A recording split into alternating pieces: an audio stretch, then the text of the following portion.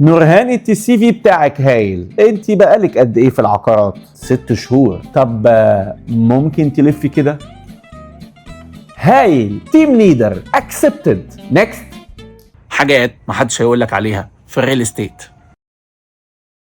كل ما اروح شركه من شركات الديفلوبرز بالذات الميد رينج، او ادخل جروب شركه من شركات البروكرج اللي هي الكوربريتس الكبيره دي، الاقي شباب بيقدموا لي نفسهم على اساس ان هم دايركتور وهيد اوف سيلز وحاجات من اللي قلبك يحبها، اللي هي المفروض في اي شركه تبقى تايتلز عاليه. انت كده وزير يا ابني في مجالك، وانا مش نقيب السيلز عشان اقول كده يعني، ولا بقالي 50 سنه في الفيلد. انا بقول كده لاني عاصرت اجيال من المديرين كان لا يجرؤ ان هو يقول على نفسه دايركتور او هيد اوف سيلز الا بعد سنين طويله من الخبره وكارير باس محترم، بيكون عنده مدرسه او ستايل بيورثه للناس اللي بتشتغل تحت وبيطلع اجيال منه. طب ما حلو يا عم مصطفى، الخبرات كترت اهي. استنى تعال احكي لك القصه من الاول. هنقسم الفيلد لفترتين، فتره ما قبل التعويم وفتره ما بعد التعويم. زمان كان البيع الريتم بتاعه طبيعي، عميل عايز يشتري ويبيع سواء سكن او استثمار، ومن ضمن الاولويات انه يدور على حد ذو خبره يفيده ويساعده. فكانت السيلز مدارس، يعني انا اقعد مع السيلز نص ساعه بالكتير اقدر اعرف هو تبع انهي مدرسه وبيتعلم تحت ايد مين. وكان المدير عشان يبقى مدير ما كانتش الموضوع ارقام وبيع وبس، لكن كان بيبص على خبراته المتراكمه، قدرته على الهندله، فهمه للكيسز وللعميل، قدرته على مواكبه السوق وفهم السوق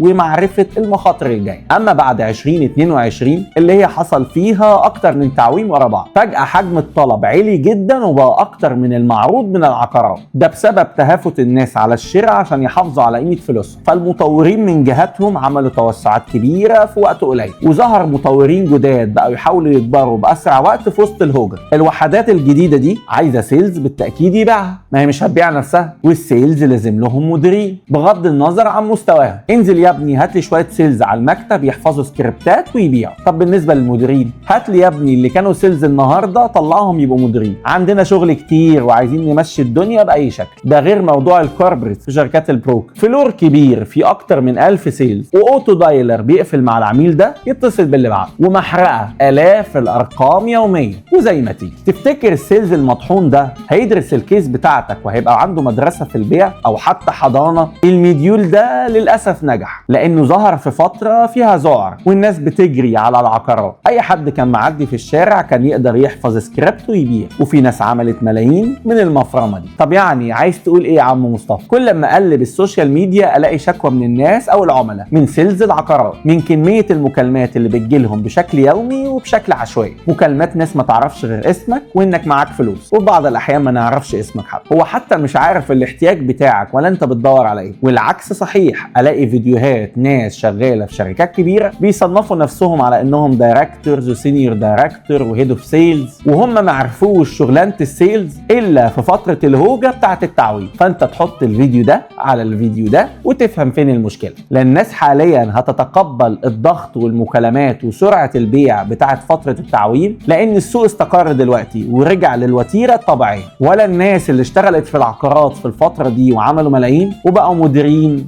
وهيد اوف سيلز هيقتنعوا ان هم محتاجين يتعلموا اصول الشغلانه من الاول، لان خبرتهم ولاده حدث واحد. فهيحصل ايه؟ الخبرات الحقيقيه بدات فعلا تنسحب من السوق، لان مفيش حد قابل الفوضى دي. والوضع السيء لو استمر للاسف الثقه هتنهار في سوق العقارات في مصر، وده هيحتاج سنين طويله عشان يتعامل. فالحقونا الحقونا بجد. مصطفى سمير، ريل استيت ايجنت.